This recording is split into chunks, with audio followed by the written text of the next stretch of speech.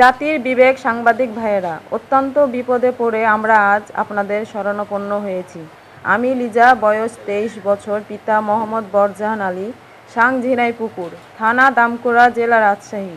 এই মর্মে আপনাদের জ্ঞাতার্থে জানাচ্ছি যে গত 4 বছর পূর্বে তাসলিম আহমেদ ওরফে তানিম, 28 বছর বয়স, তার সাথে আমার বিয়ে হয়। তানিম জোরপূর্বক আমাকে তুলে নিয়ে গিয়ে বিয়ে করে। তানিম দামকুড়া থানাধীন শীতলাই বাথানবাড়ি এলাকার রবিউল ইসলাম সিন্টুর ছেলে।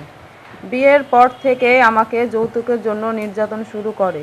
শুধু আমার স্বামী তানিমই নয়, তার পরিবারের অন্যান্য সদস্য, আমার শ্বশুর রবিউল ও শাশুড়ি এবং ননদেরাও আমাকে শারীরিক ও মানসিক নির্যাতন করেছে।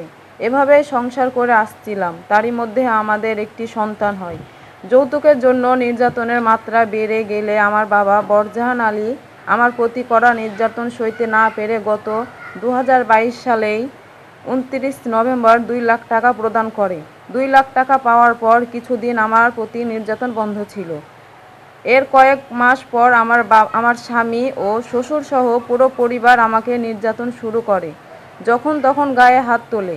এভাবেই চলছিল নির্যাতন সইতে না পেরে আমি গত 4ই আগস্ট 2025 তারিখে বাবার বাড়ি চলে আসি।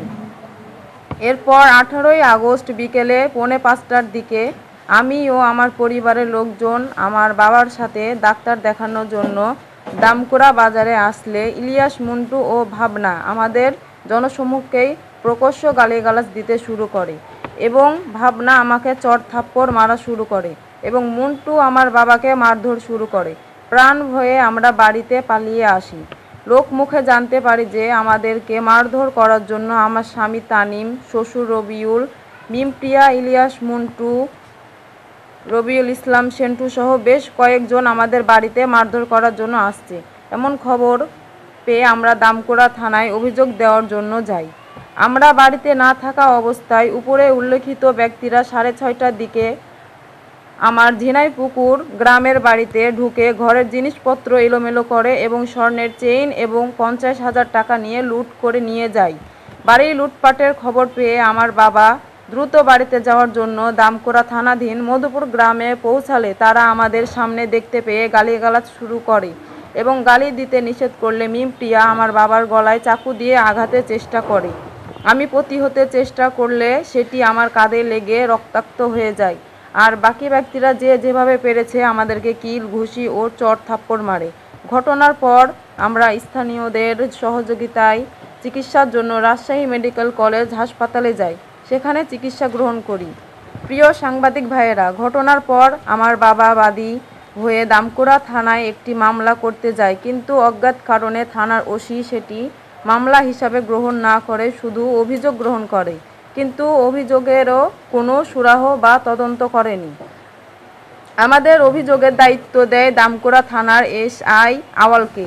আওয়াল সাহেব আমার বাবাকে বলেছেন, ওরা খুব খারাপ লোক, মামলা করে কি করবেন, রাস্তাঘাটে চাকু মেরে মেরে ফেলবে, তার থেকে এসব না করাই ভালো। এই মামলা দায়ের করার জন্য থানায় একাধিকবার গেলেও ওসি ও এসআই কেউ আমাদের পাত্তা দিচ্ছেন না।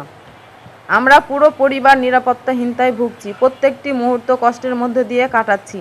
এদিকে আমার ননদ মিমপ্রিয়া নিজেকে কথিত সাংবাদিক পরিচয় দেয়, কিন্তু সে পরিচয়পত্র দেখাতে পারেনি।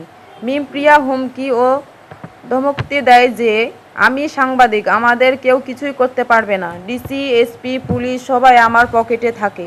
এই অবস্থায় আমরা খুব অসহায় বোধ করছি। আমি আমার অবুঝ শিশুকে নিয়ে খুব কষ্ট ও নিরাপত্তাহীনতার মধ্যে দিন যাপন করছি। আমি আপনাদের মাধ্যমে পুলিশ কমিশনার স্যার, কাশিয়াডাঙ্গা জোনের ডিসি স্যার, পবার ইউএন স্যার সহ সকলের দৃষ্টি আকর্ষণ করছি যাতে আমরা ন্যায্য বিচার পাই। পরিশেষে এই সংবাদ সম্মেলনে আসার জন্য সবাইকে ধন্যবাদ জানাচ্ছি।